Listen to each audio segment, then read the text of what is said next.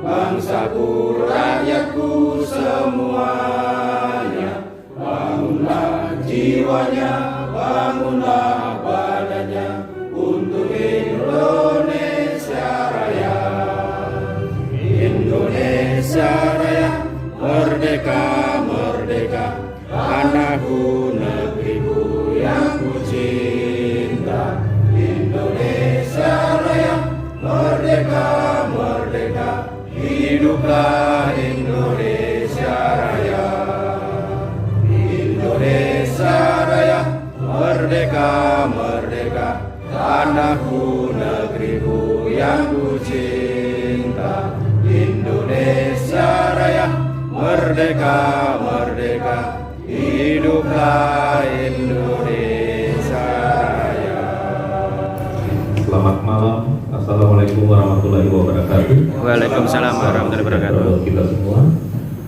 Saya Jerry Zainuddin selaku pimpinan Santani Agro Sulawesi berterima kasih kepada Pak Diakman dengan tim asisten trainer, Pak Teddy, Pak Toto, Pak Condro, dan Pak Dani yang terutama yang tamu yang jauh yang sudah datang dari luar kota. Kami terima kasih untuk membawakan acara batch 8 PSSTC Santani Group.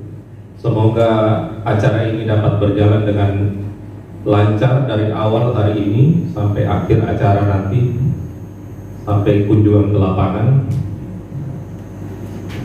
Terima kasih atas kehadiran teman-teman semua. Semoga pelajaran ini dapat membuat kami lebih maju dan lebih solid di lapangan. Amin.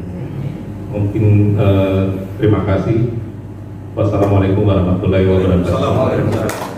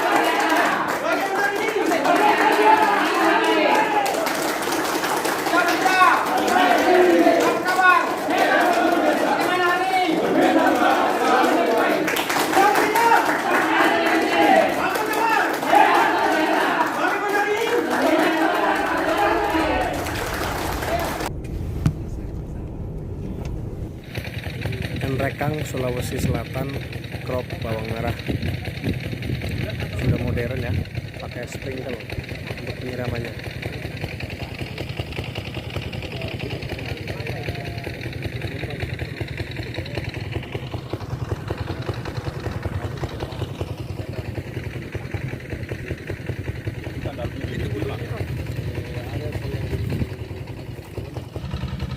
Pak, pupuknya berapa kali tadi Pak? 5 kali. Yang pertama Pak? Ya, biasa saya pakai nitro. Nitro itu apa Pak? Nitro Poska? Nitro Poska. Oh, Nitro Poska 15. Ya, yang 15, Dicampur sama? 15. Tambah fosfat. Fosfat. Iya. Itu Ya ada itu saya jual itu fosfat alam. fosfat alam. Iya. Umur berapa itu berarti Pak? Sebelum tanam ya? Atau sesudah? Tidak. Sesudah tanam. Sesudah tanam. 1 minggu lah. 1 minggu. Iya. Terus pemupukan kedua Pak? Kalau pemupukan kedua saya cari yang 16-16. 16-16. Iya. Ya, nitroposka 16-16 ya. Iya, ada Oke. lagi ureanya. Oh, ada sedikit Iya. urea. Kalau Oke. pertama tadi kan set A. Oh, gitu ya. Iya. Terus yang ketiga Pak?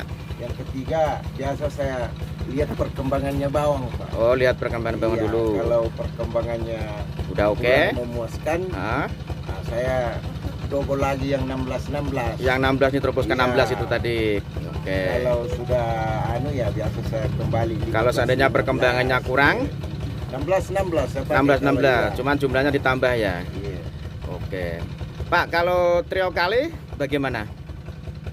Saya belum cangkali juga. Oh, can kali. Iya, Oh iya, biasa benar-benar saya yang sini ramenya can kali ya. Iya. Oke.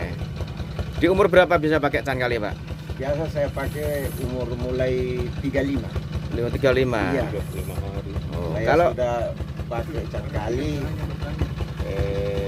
umur 2 kali sebenarnya saya pakai. 2 kali can kali ya. Umur Betul sekali, Pak. 42 dengan 35. Ah, Iya. kalau can kali ini kan Iya, kaliumnya harus cukup ada bagus. cangkalinya. Jadi untuk meningkatkan kualitas warna, Iya. besaran juga Anu bobot, juga. Pak. Bobot umbi Bobot, nanti. Ah, betul. Besaran batang. Betul. Ini udah paham betul ini Pak. Iya. Pak anu ya. Jadi tahu Lela. harus pupuk apa yang Senior dipakai ini itu Pak harus Lela nih. betul-betul tahu gitu loh. Jadi dia tahu. Dan memang kita lihat juga hasil ini budidayanya, tanamannya juga bagus memang gitu loh. Nah, ini real ini ya. Enrekang Sulawesi Selatan, guys. Mantap. Nitroposka can kali dari Santani ini. Apa ulat? Ulat. Ya. Seperti apa ulatnya? Hijau Pak ya? Biasa orang bilang ulat keraya. Ulat geraya. Oh. Contohnya itu ulat mana dia? Tidak ada ulat. Enggak ada, karena juga akan berpengaruh Pak ketika pupuknya bagus, tanaman bagus, ulat pun malas nyerang gitu loh. Seperti itu loh. Penyakit juga males nyerang kalau tanaman kondisinya bagus ini. Karena seperti manusia dia daya tahannya juga lebih kuat. Nah, betul sekali. Ya, kalau kita lihat juga kan light trapnya. Like trap, Ya, oke. itu pengaruhnya sangat signifikan. Ya, karena dia menjebak kupu-kupu ya. Iya, ngengat, Pak, lampu Pak. ngengat ya, ngengat. Dia ada pengaruh. Ada pengaruh lampu. Iya. Banyak itu. Terutama itu yang perangkap. Tapi biasa orang di sini yang satu hamparan tidak pakai, tidak mau semua pakai karena yang pakai perangkap lari di situ. Betul. Harus kompak Pak, tak Jadi, pakai like trap itu. Yang tidak mau pakai ya lebih kompak tidak pakai. Iya, Harus betul. semua pakai. Harus semua. Kalau enggak nanti yang pakai malah Iya, habis. iya, habis. Iya, kan ngumpul, Pak. Yang di Pada situ. datang ke sini semua Iya. serangganya. Nah, ulatnya itu yang paling Ulat ya. Oh, biasanya kalau ulat Bapak menggunakan teknik apa untuk mengendalikan, Pak? Nah, biasa berbagai macam cara itu. Nah, contohnya, Pak? Biasa kayak di rolling. Di rolling. anunya tuh, racunnya. Racunnya di rolling. Iya. Betul sekali. Di rolling dengan apa, Pak? Tanaman apa? Kalau setelah Tidak, misalnya penyemprotan inseknya yang Inseknya di rolling, Pak. Kenapa harus di rolling? Ya, biasa. Ada yang tahu? Untuk meminimal Jangan Mas jangan Mas Darling lah. mana Eva nih? Mana? Nah, yang di rolling ini mereknya atau bahan aktif yang sama? Saya tahu cuma bahan yang sama. Biasa bahan aktif. Dan aktif. Berarti itu Pak yang untuk yang di rolling ini supaya ulatnya tidak resisten yang terkena banget yang satu ini. Oke. Makanya di rolling.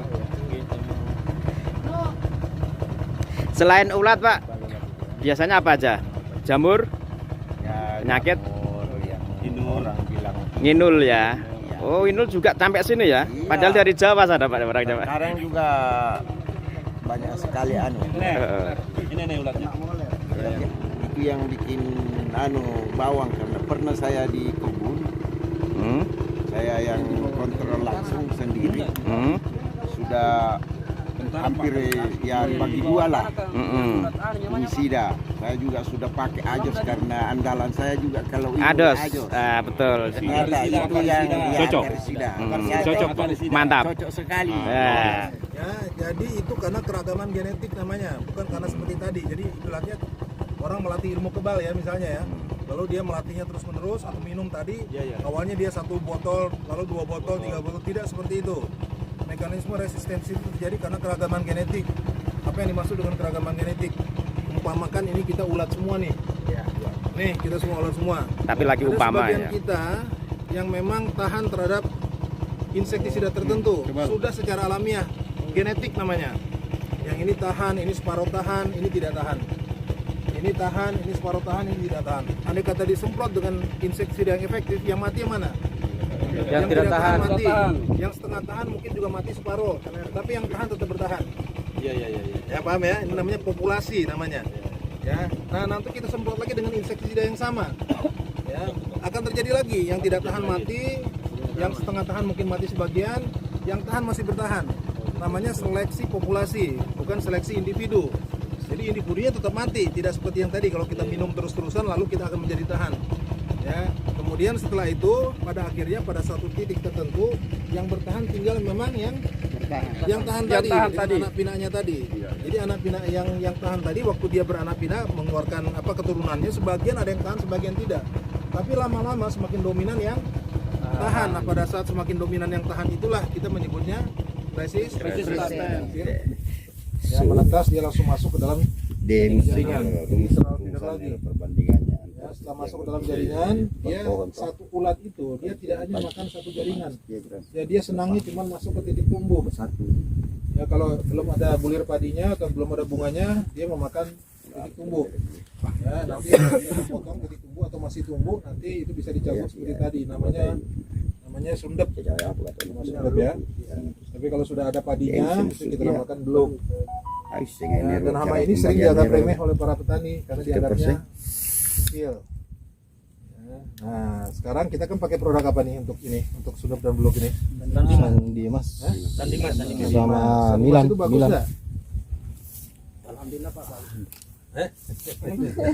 Ini petaninya, jangan kau ini petaninya. Sehingga memang dia sangat signifikan sebetulnya. Ya, Sek. Ya, jadi permasalahan utamanya adalah di waktu penyemprotan.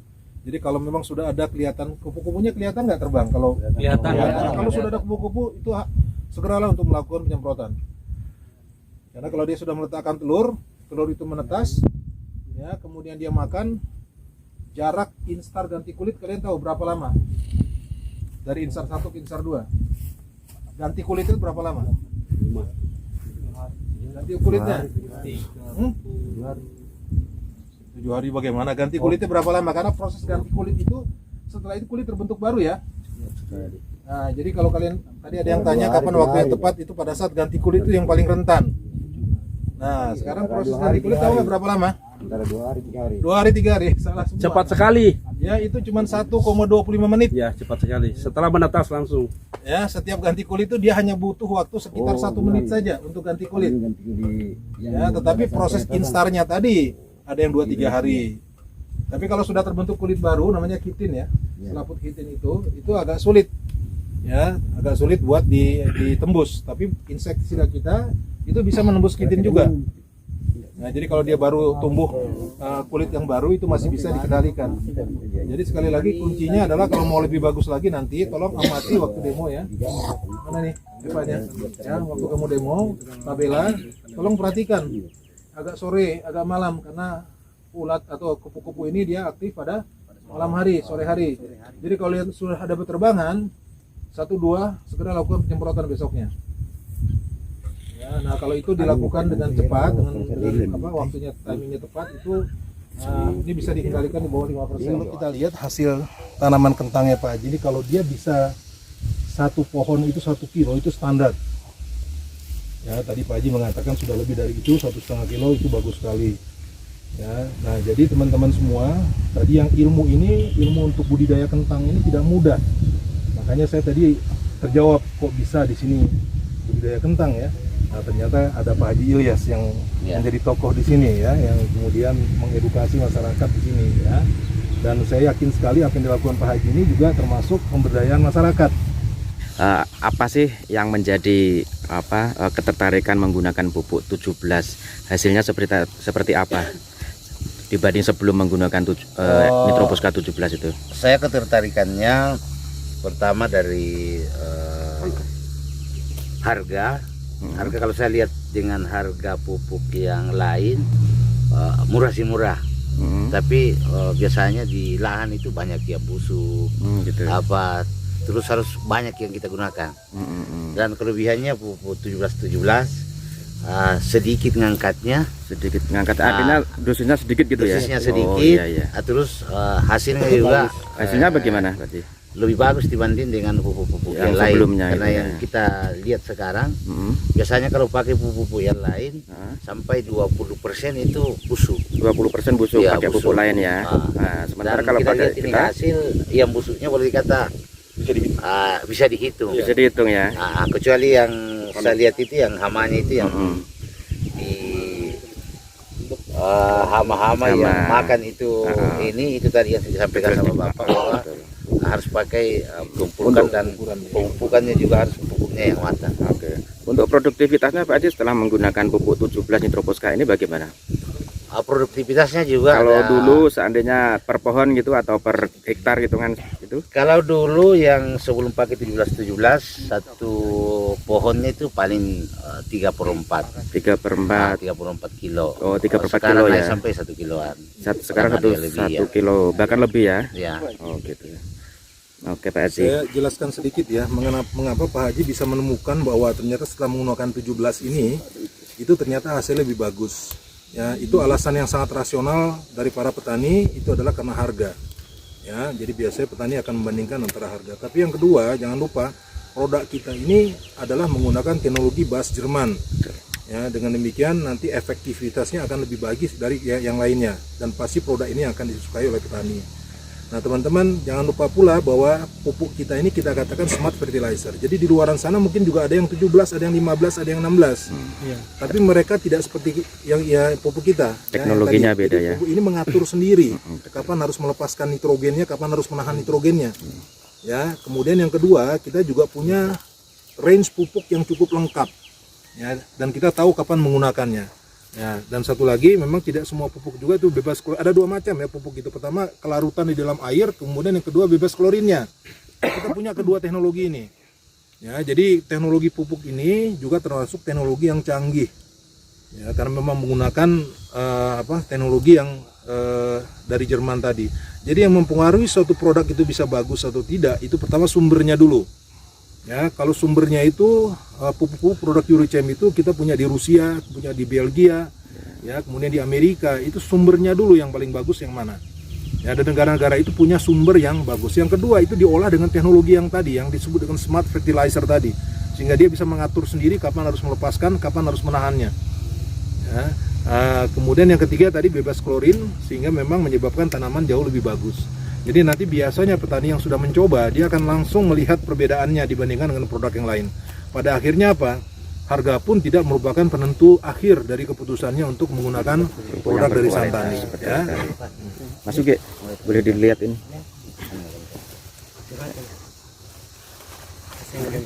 Oke, jadi grade-nya grade A ya, grade A ya A+ ini. ini bahkan.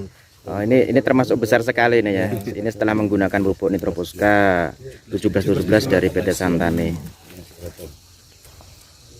Saya pengen lihat aja. Sebelah aja, jalan aja. Halo sahabat. Hari ini kita ada di Tinggi Moncong, Kabupaten Goa, Sulawesi Selatan.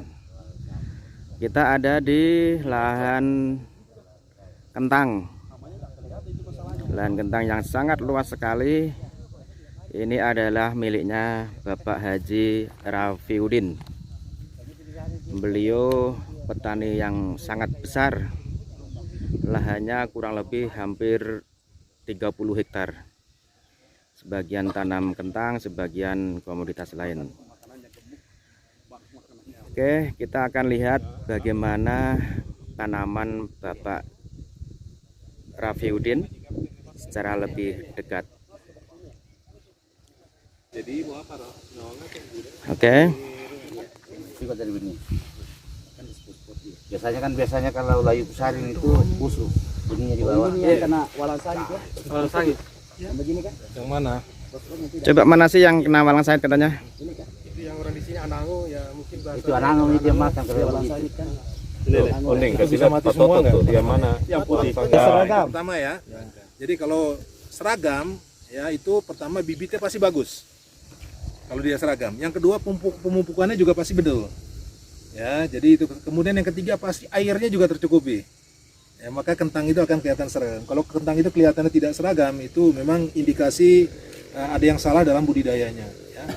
Tapi walaupun demikian, kentang ini seperti yang saya katakan tadi, ini tumbuhan elit ya, tanaman elit yang tidak mudah dalam budidayanya. Ditambah lagi dengan hama dan penyakitnya yang sangat banyak. Ya. Di sini beberapa poin. Pertama kita lihat, saya menemukan Spodoptera juga ini ya. Ini ulat gerayak ya, tapi ulat ini kalau tidak dalam jumlah banyak dia tidak ada masalah. Ya, hanya menyerang bagian daun yang bagian bawah.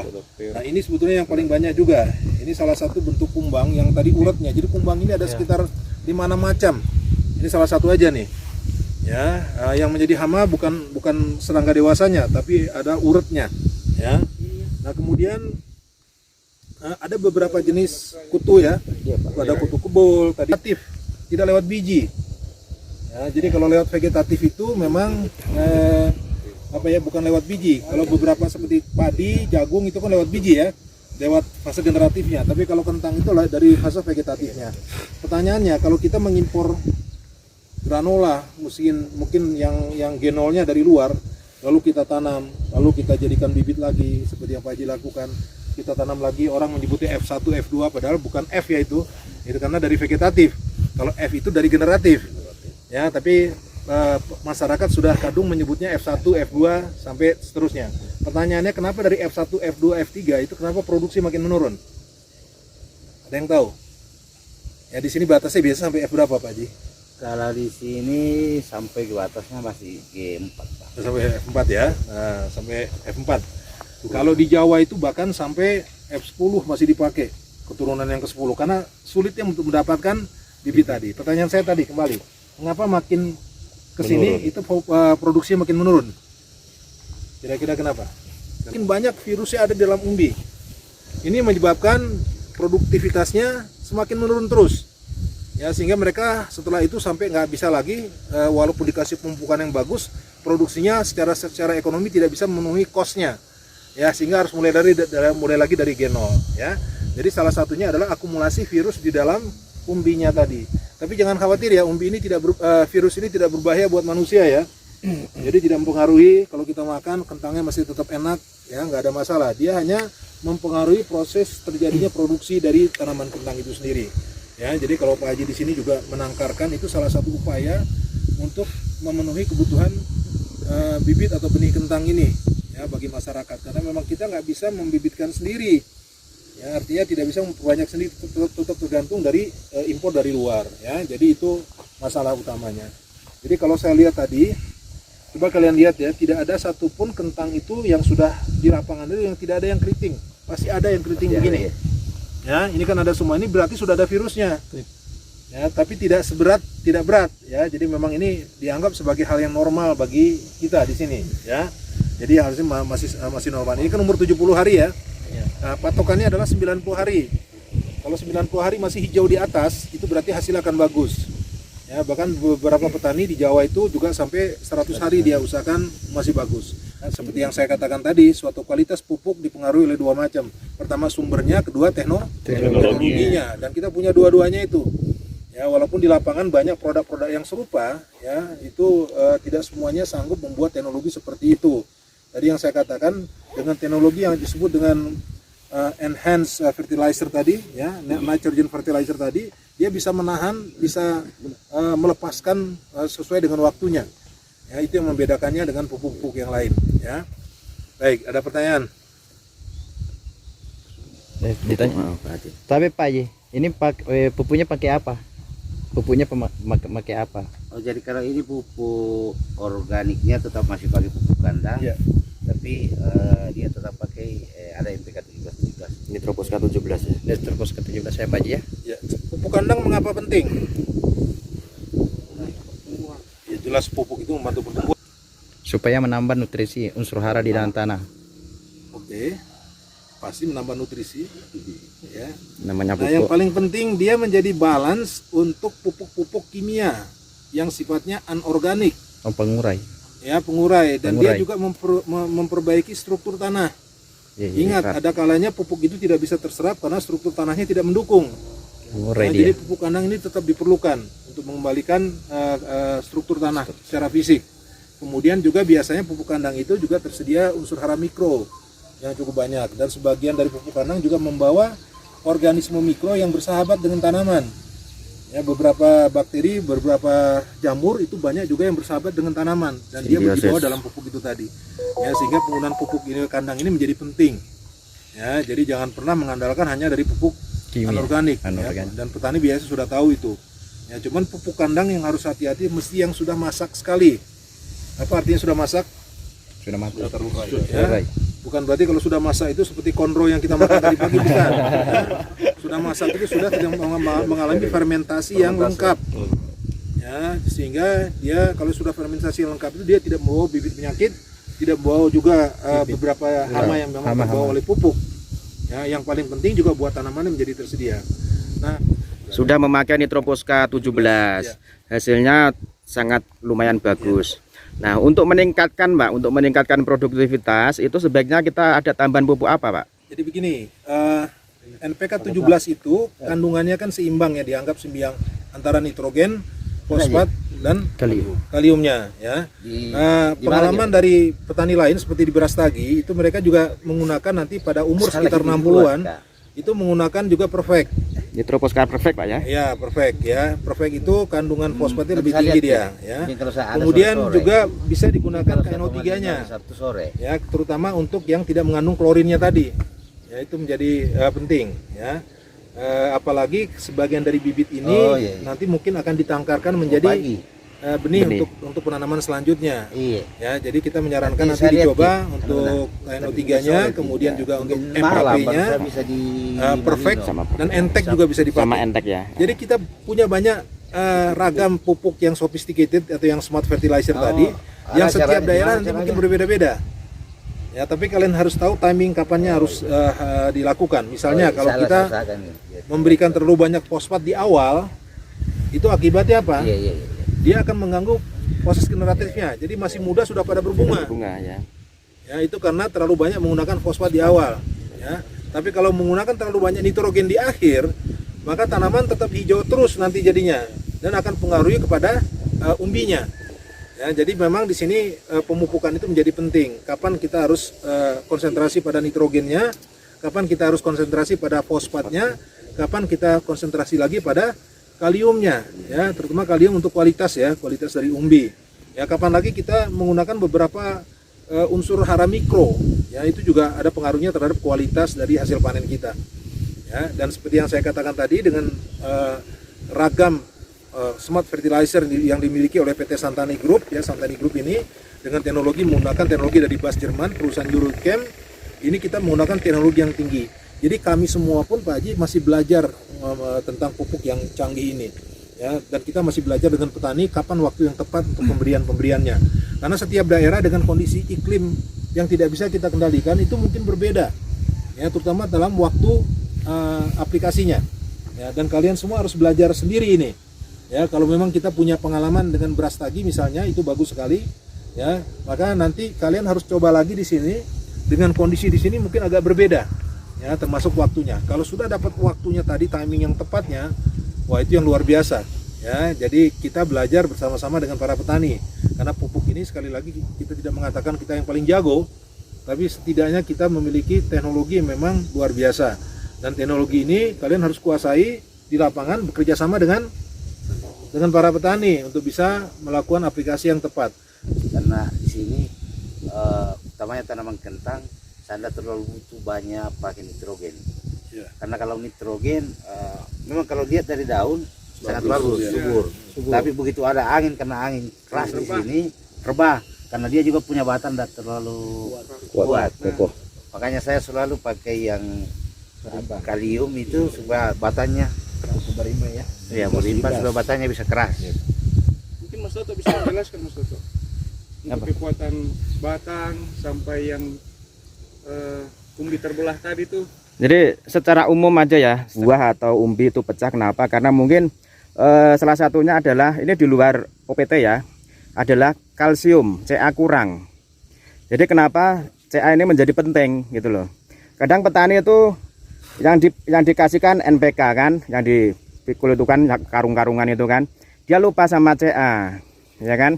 Nah, Ca ini menjadi penting karena dia juga sebagai apa namanya ini pemacu titik tumbuh juga. Kita lihat ketika tanaman ujungnya ini kayak kering gitu ya, itu kemungkinan juga defisiensi Ca, ya kan? Terus pada buah atau pada umbi juga biasanya kalau Ca-nya kurang itu akan mengalami pecah buah, pecah umbi. Kalau di tomat blossom and root ya, pantatnya kurang semok gitu ya. Ya itu seperti itu. Jadi ada kemungkinan itu, makanya kenapa walaupun sedikit tapi kita atur juga, kita hitung ya, kita hitung nitrogennya, kita juga harus masukkan cantik ya. Ketika kita masukkan cantik, komposisi pupuk lain juga harus dihitung mana yang harus diturunkan gitu. Kenapa kita masukkan cantik untuk ini apa namanya substitusi Ca-nya, agar apa, agar nanti kemungkinan si umbi pecah itu kecil gitu kan. Nah, terutama nanti kalau pas menjelang ini generatif itu diperlukan Ca yang siap serap, jangan yang CaCO3.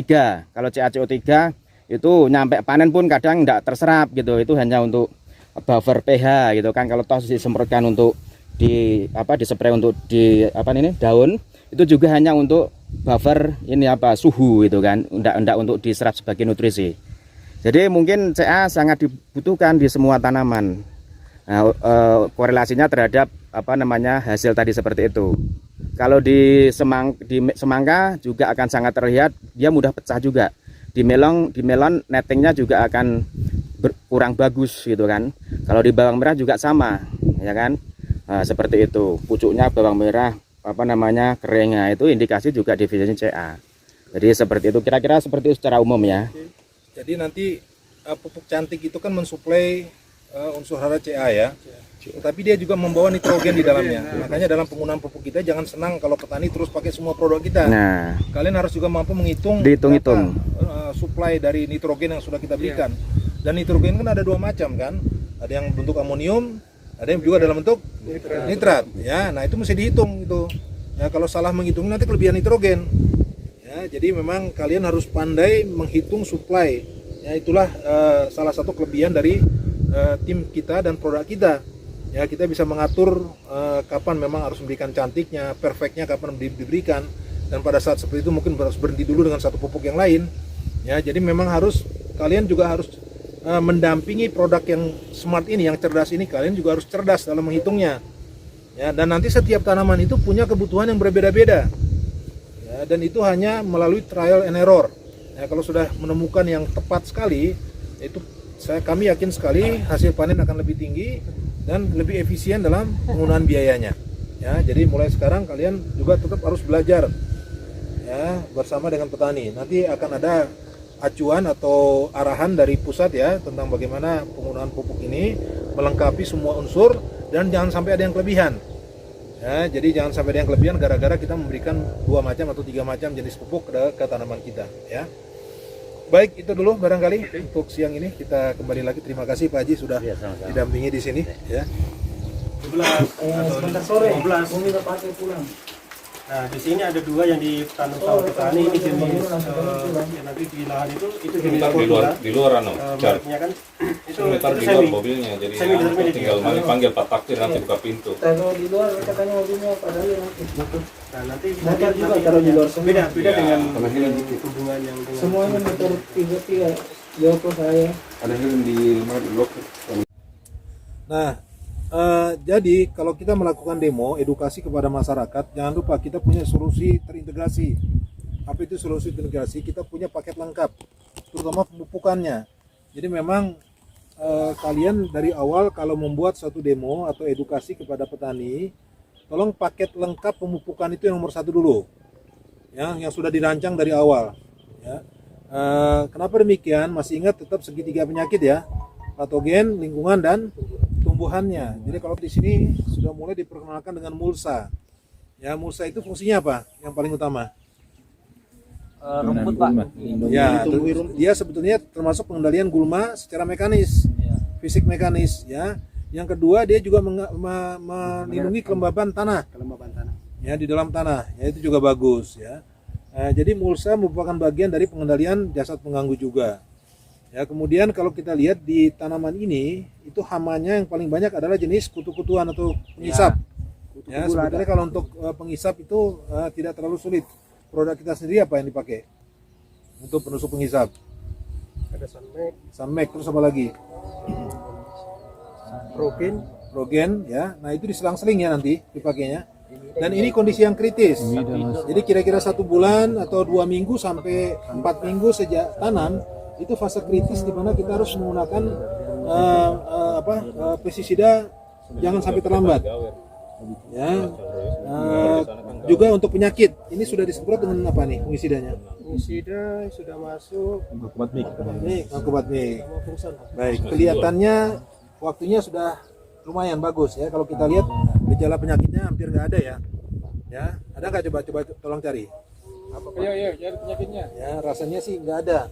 Ya, berarti pengendaliannya juga cukup bagus.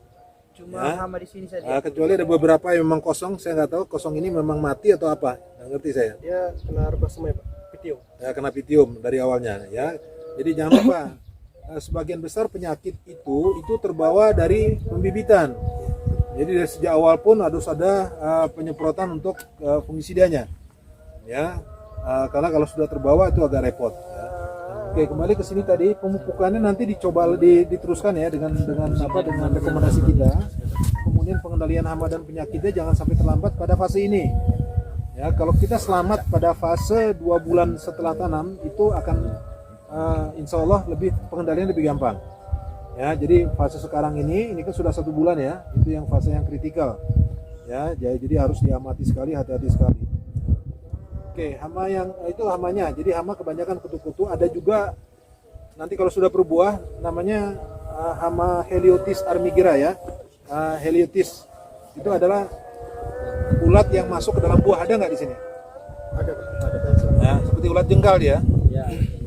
Dan ulat ini nakal ya. Dia tidak menghabiskan 1 tomat, dia pindah 1 tomat ke tomat yang lain. Ya, kalau sudah luka itu bisa rontok tomatnya ya. Nah, pengendaliannya juga sama karena dia sifatnya makan di dalam jaringan tanaman, maka waktu penyemprotannya juga harus lebih awal ya, kira-kira begitu ya.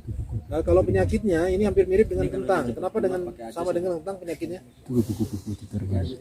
Kenapa penyakit tomat sama dengan penyakit kentang? Ayo. Mana suaranya? Jenisnya sama. Jenis apa? FA. Karena dia punya famili yang sama, Solanaceae. Keluarga. Ya, jadi penyakitnya sama. Kemudian juga jangan lupa tomat dan kentang ini adalah tanaman sukulen. Tanaman yang suka air tapi tidak mau tergenang. Ya, kalau tanaman sukulen berarti kelembabannya tinggi.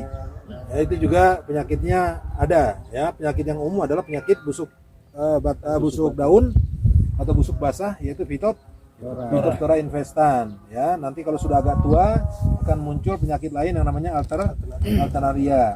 Hamanya biasanya muncul juga setelah mulai berbuah. Ada semacam lalat pengorok daun yang namanya Liromyza. Ada nggak di sini? Nggak ada. Kurang ya. Baik ya. Liromyza kalau di Jawa itu sudah menjadi hama yang utama.